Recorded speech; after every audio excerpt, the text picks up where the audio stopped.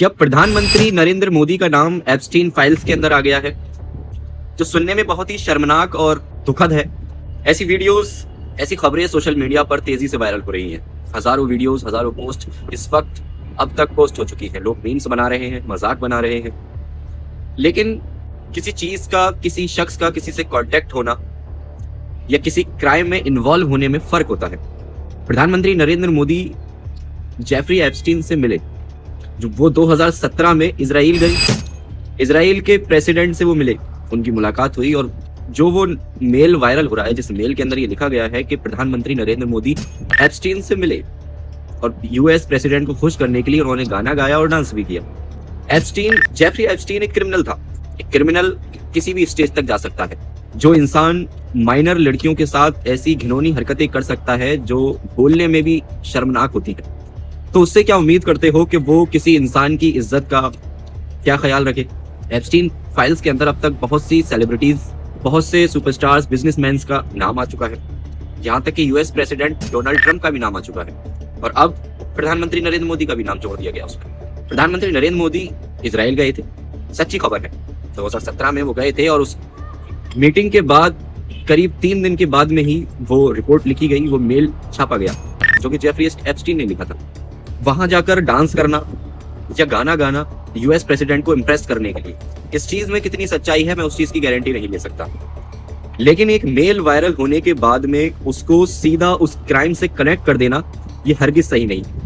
Epstein files के अभी और खुलासे होने बाकी हैं। बहुत से ऐसे फोटोज हैं जो अभी ब्लर हैं या उनको मिटा दिया गया है ब्लैक मार्कर से, या ब्लैक, उनके चेहरे के ऊपर एक ब्लैक कलर लगा दिया गया है जो इंसान नहीं समझ सकता उसके पीछे क्या है।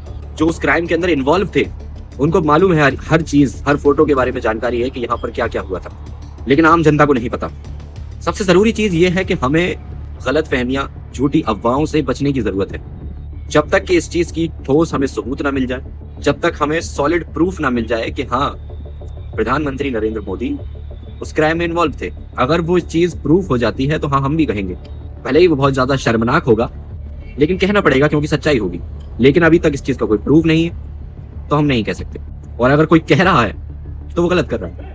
हमें सबसे ज्यादा जरूरी है कि जानकारी निकालना, चीज की, खबर की गहराई तक पहुंचना, पता लगाना कि हम जिस चीज के बारे में अफवाह या जिस न्यूज को हम आगे फैला रहे हैं या फॉरवर्ड कर रहे हैं, क्या वो सही है, क्या वो सच है, उस चीज के पीछे क्या रिपोर्ट है, क्या प्रूफ है, उस रिपोर्ट की क्या वैल्यू है, वो रिपोर्ट किसने लिखी है, वो रिपोर्ट लिखने वाले के ऊपर लोग कितना ट्रस्ट कर रहे हैं। सबसे ज्यादा सोचने वाली चीज है।